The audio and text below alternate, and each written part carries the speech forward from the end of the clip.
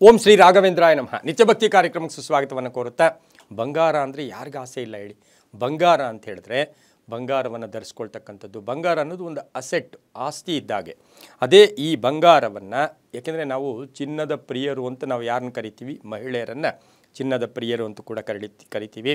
ಇವತ್ತಿನ ಸರಗಳಾಗಿ ಹಾಕ್ಕೊಳ್ಳೋದು, ಬ್ರಾಸ್ಲೆಟ್ ಇರ್ಬೋದು, ಉಂಗುರಗಳಿರ್ಬೋದು, ಚಿನ್ನದ ಉಂಗುರಗಳು ಹಾಕ್ಕೊಳ್ಳೋದು. ಆದರೆ ಇವತ್ತಿನ ದಿನ ನಾವು ನಮ್ಮ 10 ಬೆರಳುಗಳಿಗೆ ಉಂಗುರಗಳನ್ನು, ಅಂದರೆ ಚಿನ್ನದ ಉಂಗುರಗಳನ್ನು ಹಾಕ್ಕೊಳ್ತೀವಿ.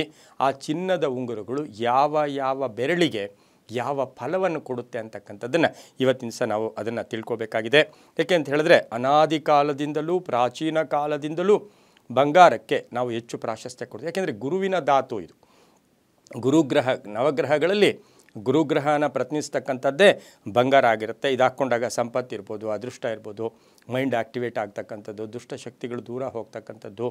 ಅದ್ರ ಜೊತೆಗೆ ನಮ್ಮಲ್ಲಿ ಏನೋ ಒಂಥರ ಆ ಬಂಗಾರ ಹಾಕ್ಕೊಂಡಾಗ ಮಾನಸಿಕವಾಗಿ ಒಂದು ಸಂತೋಷ ಇರತಕ್ಕಂಥ ಒಂದು ಸಂದರ್ಭಗಳು ಕೂಡ ಇರುತ್ತೆ.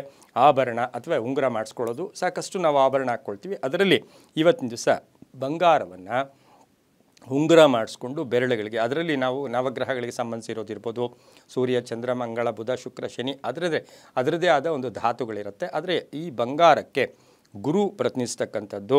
ಯಾಕೆ ಅಂತ ಹೇಳಿದ್ರೆ, ನಾವು ಸಾಮಾನ್ಯವಾಗಿ ಒಂದೊಂದು ಉಂಗುರ ಹಾಕ್ಕೊಂಡಾಗ ಗಂಡಸರು ಬಲಗೈನ ಉಂಗುರದ ಬೆರಳಿಗೆ ಬಂಗಾರದ ಉಂಗುರ ಹಾಕ್ಕೋತಾರೆ, ಹೆಂಗಸರು ಎಡಗೈಗೆ ಹಾಕ್ಕೋತಾರೆ. ಆದರೆ ಎಲ್ಲ ಬೆರಳಿಗೆ ಹಾಕ್ಕೊಂಡ್ರೂ ಕೂಡ ಶುಭನ ಅಶುಭನ ಅಂದರೆ ಬಂಗಾರ ಹಾಕ್ಕೊಳ್ಳೋದೇ ಶುಭ. ಬಂಗಾರ ಯಾವ ಬೆರಳಿಗೆ ಹಾಕ್ಕೊಂಡ್ರೂ ಶುಭ, ಆದರೆ ಅದು ಹೆಚ್ಚು ಫಲಗಳನ್ನು ಹ್ಯಾಕ್ ಕೊಡುತ್ತೆ ಅಂತಕ್ಕಂಥದ್ದನ್ನು ಇವತ್ತಿನ ದಿವಸ ನಾವು ತಿಳ್ಕೊಬೇಕಾಗಿದೆ.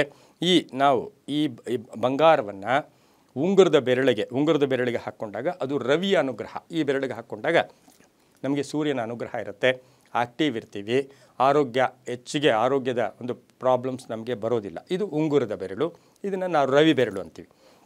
ಅದೇ ನಾವು ತೋರು ಬೆರಳನ್ನು ನಾವು ಗುರುವಿನ ಬೆರಳು. ಅದಕ್ಕಾಗಿಯೇ ನಾವು ಎಲ್ಲರೂ ಎಲ್ಲೋ ಸಫೈರ್ ಹಾಕ್ಕೊಳ್ಳಿ ಅಂತ ಹೇಳ್ತಾ ಇರ್ತೀವಿ. ಆತ್ಮವಿಶ್ವಾಸ ಜಾಸ್ತಿ ಆಗುತ್ತೆ, ನಿರ್ಧಾರಗಳು ಚೆನ್ನಾಗಿರುತ್ತೆ, ವೃತ್ತಿ ಚೆನ್ನಾಗಿರುತ್ತೆ. ಇನ್ನು ಮಧ್ಯದ ಬೆರಳು, ಇದು ಶನಿಯ ಬೆರಳು. ಈ ಬೆರಳನ್ನು ಹಾಕ್ಕೊಳ್ಳೋದ್ರಿಂದ ಸ್ಥಿರತ್ವ, ಖ್ಯಾತಿ ಇರುತ್ತೆ. ಇನ್ನು ಕಿರು ಬೆರಳು, ಲಾಸ್ಟ್ ಬೆರಳಿಗೆ ಬುದ್ಧಿವಂತಿಕೆ. ಹೆಬ್ಬೆರಳು ವ್ಯಾಪಾರಕ್ಕೆ, ಆದರೆ ಉಂಗುರ ಬೆರಳು ರವಿಯಾಗಿರುತ್ತೆ. ಹಾಗಾಗಿ ಒಂದೊಂದು ಬೆರಳು ಒಂದೊಂದು ಹೆಚ್ಚು ಫಲವನ್ನು ಕೂಡ ಕೊಡುತ್ತೆ, ತುಂಬಾ ಒಳ್ಳೆಯದಾಗುತ್ತೆ. ನಮಗೆ ಇವೆಲ್ಲ ಹಾಕ್ಕೋಬೇಕು ಅಂತಿಲ್ಲ, ಆದರೂ ಕೂಡ ಸಾಮಾನ್ಯ ಒಂದು ಬೆರಳಿಗೆ ರವಿಯ ಬೆರಳು, ಶನಿಯ ಬೆರಳು, ಆದರೆ ಗುರುವಿನ ಬೆರಳು, ಬುಧನ ಬೆರಳು, ಶುಕ್ರನ ಬೆರಳು ಅಂತ ನಾವು ಕರಿತೀವಿ. ಈ ಒಂದೊಂದು ಬೆರಳಿಗೆ ಹಾಕ್ಕೊಂಡಾಗ ವ್ಯಾಪಾರದಲ್ಲಿ ಚೆನ್ನಾಗಾಗಬೇಕು ಅಂದಾಗ ಎಲ್ಲದಕ್ಕೂ ಈ ರವಿಯ ಬೆರಳು ಭಾಳ ಶ್ರೇಷ್ಠವಾಗಿರುತ್ತೆ. ಹಾಗಾಗಿ ಒಂದೊಂದು ಬೆರಳು ಸಹ ಒಂದೊಂದು ಫಲಗಳನ್ನು ಕೊಡುತ್ತೆ. ಬಂಗಾರ ಹಾಕ್ಕೊಳ್ಳೋದೇ ಒಳ್ಳೆಯದು ಅಂತ ಹೇಳ್ತಾ, ಎಲ್ಲವೂ ಕೂಡ ಅವರವರ ನಂಬಿಕೆಗೆ ಬಿಟ್ಟಿದ್ದು. ಸರ್ವೇ ಜನ ಸುಖಿನೋ ಭವಂತು, ಸಮಸ್ತ ಸನ್ಮಂಗಳಾನಿ ಭವಂತು.